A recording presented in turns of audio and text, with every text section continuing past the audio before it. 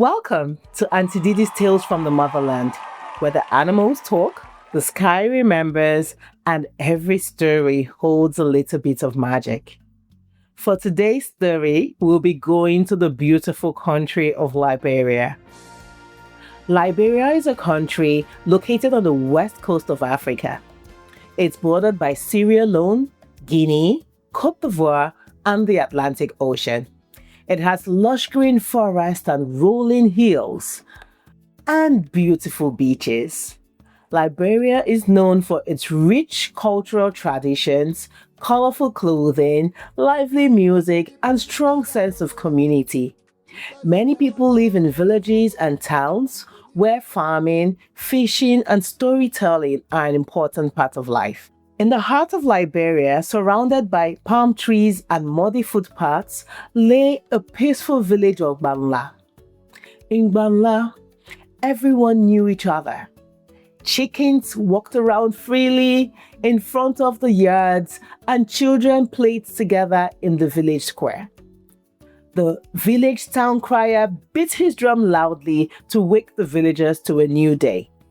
The sun always rose with promise, and the air carried the smell of roasted cassava and red palm oil. Yummy. 10-year-old Kumba lived in Banla with her grandmother, Mayata, in a cozy round hut with a thatched roof. Kumba was full of energy and had the brightest smile in the village, but Kumba had one small problem. She was the queen of "I would do it later." If her grandmother told her to sweep the yard, Kumba would say, "Grandma, I'll do it later. I'm just playing with my friends." When her teacher gave her homework, she always promised, "There's still time. I'll do it later." And before you know anything, the sun went down and she fell asleep with her book unopened. Everyone loved Kumba, but they also sighed whenever she made her famous promise, "I'll do it later." One bright Monday morning, the town crier went out with his drum. Boom, boom, boom. Everyone come together. The chief has an announcement. Boom, boom, boom. All the villagers gathered under the big mango tree in the village square, looking curiously at each other, whispering, what could this big announcement be? "I bring exciting news," the chief announced. "Next Saturday, our village will be visited by the President's Special School Superintendent. One lucky student will be chosen for a scholarship in the capital city of Monrovia to attend the best school in Liberia." Wow! There was excited chatter around the village. Everybody was excited. Who will that kid be? The chief continued, "There will be a quiz competition at the town square. Anyone between the ages of 10 and 12 can come and try to be part of the quiz. The winner will be the one who gets to go to Monrovia with the scholarship." The crowd erupted in cheers. Kumba's heart leaped. Monrovia? I must go. It must be me. She imagined the tall buildings and the bright lights, the smells of food cooking from the fancy restaurants and the paved streets. She imagined wearing a school uniform, sitting in the classroom with air conditioning and shiny desks, eating ice cream with all the new friends she was going to make in the city. "I am going to win that quiz. I must be the one to get the scholarship," told Mayata, her grandmother, who smiled and patted her on the back. That evening, Kumba gathered her school books. She sharpened her pencil, arranged her notebook, and sat on the floor. "Now, it's time for me to read everything I've learned so that I'll be outstanding and be the one to win the scholarship," she told herself. "Let me just eat a little bit of fried cassava," she said to herself. And you know what happened? After eating, she looked outside. Other kids were playing. I was just like, it doesn't hurt. I'll study after I finish one quick game. I still have time. I will do it later. Well, you guessed right. She didn't come home until it was dark. And of course, by then, she was really tired. When Mayata asked, "Have you studied today?" Kumba replied, "I still have time, Grandma. The quiz is on Saturday. I'll do it later." The next day came and went. Of course, Kumba had another excuse. "I still have time. I'm smart. I'll do it later." Wednesday came. "Just one more nap.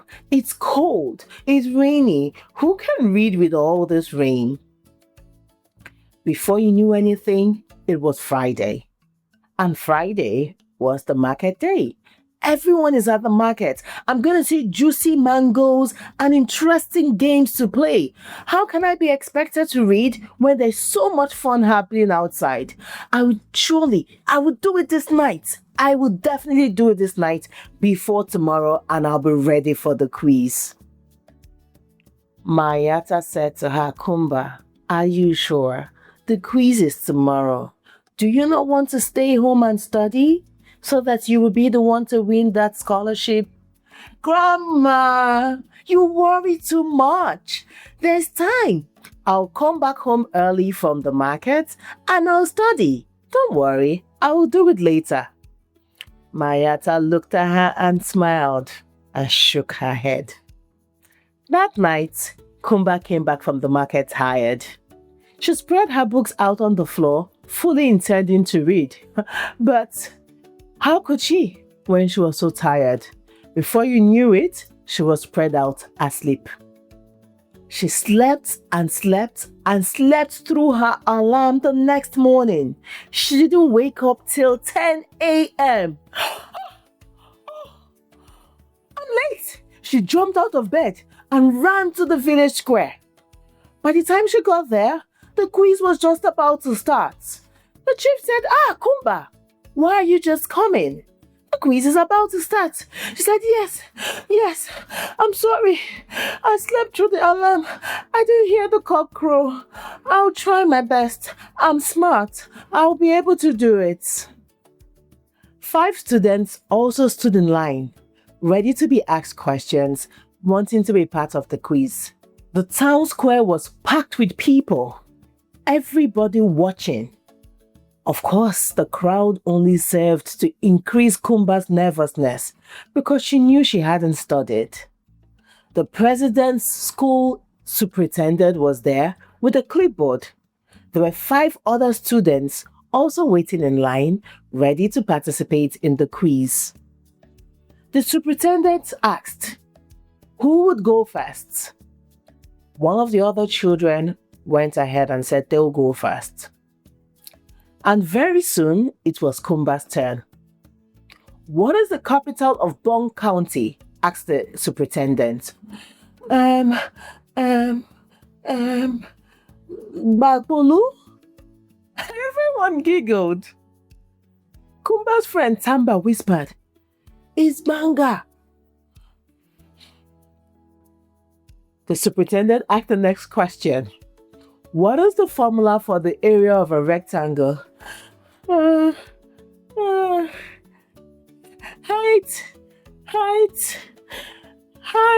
Height plus.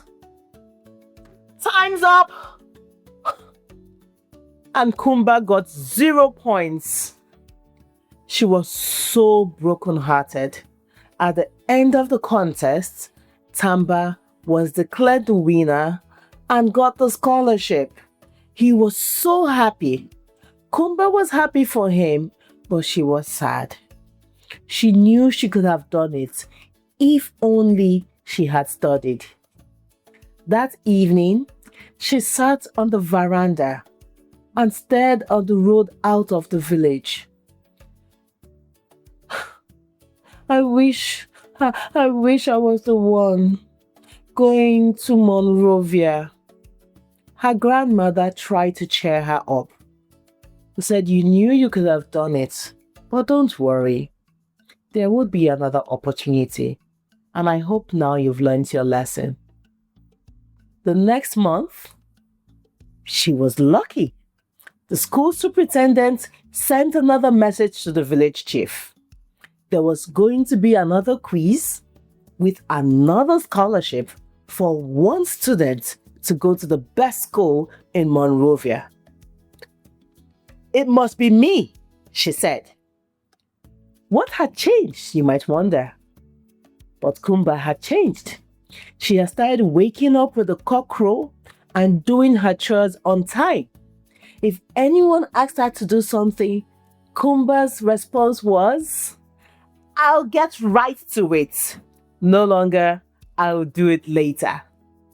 She read her books and practiced her math. And in no sooner time, it was time for the quiz. Kumba took her time to study so that she could truly be the one who would win the scholarship. The superintendent came and asked all the questions. Kumba was ready with her answers because she had prepared. And of course, Kumba won. The whole village gathered and said goodbye to Kumba as she boarded the bus heading out of her village going to Monrovia. She had learned her lesson, and she now knew that later is the thief of greatness. Instead of saying she would do it later, she always got right to it. And if she couldn't get right to it, she wrote it down somewhere so she could come back and get to it when she had the time. She never went to bed without going through her list to be sure that she had checked off all the things she was meant to do. Now, children, I hope you can learn from Kumba's story. Don't wait till the last minute. Time doesn't wait for anyone. If something is important, do it today. You never know what opportunity might pass you by if you wait and say you do it later. Thank you for listening to Auntie Didi's Tales from the Motherland. Until next time, remember to take care of the little things because they make a big difference.